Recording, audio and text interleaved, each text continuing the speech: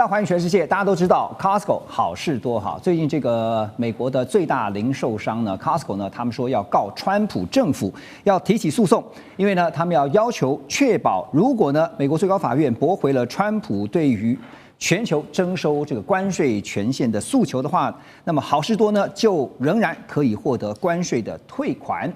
路透社他们报道说 ，Costco 呢在11月28号，特别在 Manhattan 的这个美国国际贸易法庭递交了诉状，强调说，川普他动用国际紧急经济权利法来向全球征收关税啊，使得企业呢无法确定能不能够取回原本就不应该缴纳的款项啊。这个举动其实大家看到以后发现。哇，这不是等于是向川普提出告诉，然后呢要跟川普讨钱吗？但是到底是为什么？是基于什么样的考量？是看到说有可能胜诉吗？这个部分倩姐怎么看？还有好事多一旦做了，好事多也算是一个数一数二的大企业啊，别的企业会不会跟进？对，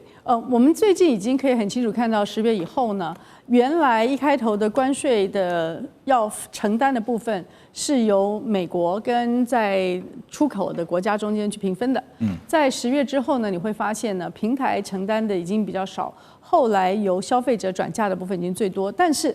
虽然比较少，平台承担的还是相当的大。所以我觉得从好事多的这一轮的作为里面，你可以看到有2个很大的重点。第一个是说，他们认为美国的政府有可能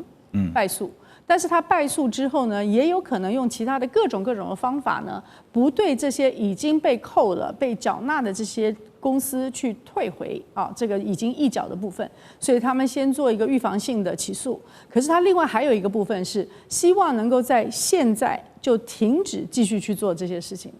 他们也就是说，后面这一个我们通常是就有点类似于temporary injunction 停止执行的命令就是既然我们中间还有争议，而且你还有很大的败诉的可能性，对，那从公益的理由来说。那它中间一定会讲很多啦。今天我在国内的所有的销售或全球的销售有1/3是来自于美国以外，它中间呢可能有8%到10%，甚至有人说是12%来自中国大陆。今天你增加了这个关税，会使我的企业发生困难，甚至呢有些小的企业可以说在过程中间跟你诉讼的这个过程中间，我可能就已经倒闭了，就有一种无法回复的法益的受损。对，所以说这边就2个概念，一个是说美国政府可不可能输？那现在起码这些人觉得至少你有一个输的可能。第2个是说过程中间我所丧失到的利益，包含了我的营业利益、我的股票在股市上的蒸发，或者是有些小公司甚至它可能就会倒闭的这些利益呢，是不是无可回复？那如果它有可能被视为无可回复的话呢，法院是可以说你可以暂时不缴的所以我觉得它有这2个层次，就是说赢了。那确保我将来可以拿到钱，当然很好。但是如果我对于法院的说辞让法院可以接受一下，现在是在 USCIT 嘛，它是比较理解商业逻辑的说这样子搞下去我活不了了，我要倒闭了，我的企业的价值会蒸发了。这些如果法院采行的话呢，有可能也判他们可以在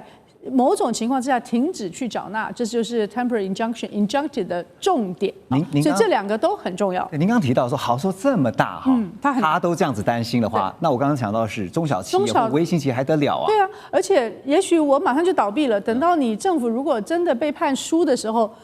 我已经不存在了，你到什么时候到哪里去退钱回来给我？所以我的在法上面的利益会受到巨大损失这件事情呢，我认为会有别的很小的公司可能没有钱去告政府，可是有很多中型的、中大型的公司也可能去跟着好事多的步骤，继续的去主张司法上面，如果国家的单方行为影响到我，至少要给我一个能够返还的可能性。如果没有的话，我现在不要继续受到伤害的可能性。现在川普的问题就是说，他面对美国本土的自家厂商，虽然这个是全球化企业，但是Costco 大家知道是美国知名的企业啊。自己的企业都挑战自己的总统，说你这样子做是违法的，你造成我极大的损失。我想问晋哥你怎么看川普怎么挡这是一个问题？第2个就是说呢，川普他在最近2号这一天的这个内阁会议他之后，他就说呢，美国人将来可能不用再缴这个联邦所得税因为他又讲到了关税，他说关税我们收的很多啦，这个收入大幅增加所以呢我们的税制就会有变化。这在他的任期内就会顺利的实现。他提出这个税收计划是在年初的时候免除年收入低于15万美元个人所得税。他说这笔这个洞呢是要由关税来递补来代替的。他还强调呢，是时候让美国回到使我们更加富有、更强大的体系啊。所以大家就讲了一个，他说现在川普是不是也弄了一个版本，是美国人共同富裕版？两件事情怎么看？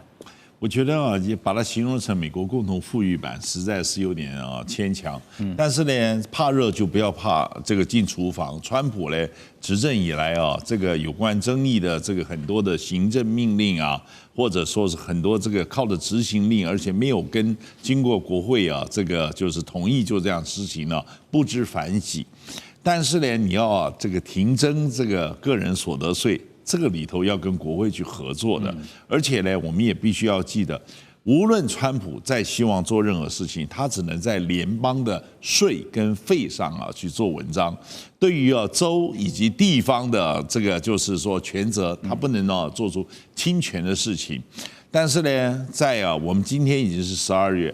展望未来1年，明年的11月3号是美国期中选举，这个释放利多消息是就是川普为选举不，明年必然要经常做的事，所以他原来这个就是讲的，他要去出访中国，要如何如何，他的所有的东西其实都是要巩固这个期中选举，他要期中选举这个就是选败了。然后呢，那个国会变成跟他没办法掌控，那他已经就提前跛脚，对，提前跛脚。所以在这里头之中，你对于他这个各种打高空，然后开支票，你也不要感觉这个叫做感到这个惊讶，你知道，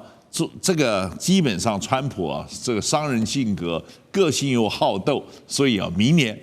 好戏会连台上映。你讲到这个就是我刚刚想到 timing 的问题哈。黄老师我们讲到 timing， 最近辉达的执行长黄仁勋似乎也在抓一个 timing 因为他一直很想把他的 H200迈进这个中国大陆当然这个降规版中国大陆是不接受的，所以呢，黄仁勋呢他在3号这一天呢亲自又到了华府一趟，跟川普见面，而且他还和参议院银行委员会进行了一场闭门会议。那事后呢，黄仁勋也坦白对大家说呢，中国大陆不会接受降规的产品，就算华府放宽晶片出口的限制，也不确定北京到时候是不是愿意买这个 H200人工智慧AI 的晶片。他这番话什么意思呢？现在其实夹在中美两强之间最难受的一个人之一啦，我讲之一，因为有很多人应该都是如此之一一定是黄仁勋。您怎么解读他的话？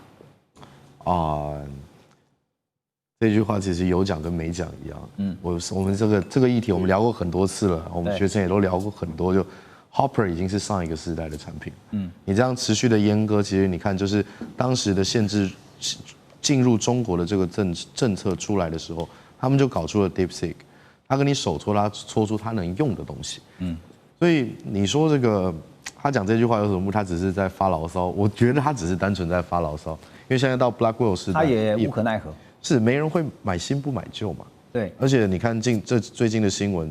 中国有搞出他们新的一些堆叠技术，然后也是可以把他们的效能再往上提升。我们上次有聊过这个话题嘛？你一直